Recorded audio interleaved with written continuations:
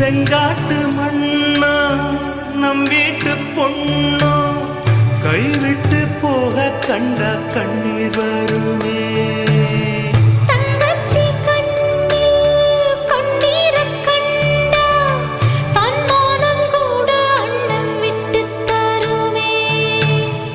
பந்தத்தை மீறி போக சக்தி இல்லையே, பாசத்தை பங்கு போட பட்டா இல்லையே, இருக்கு இழகி போச்சு விட்டு பாறையே.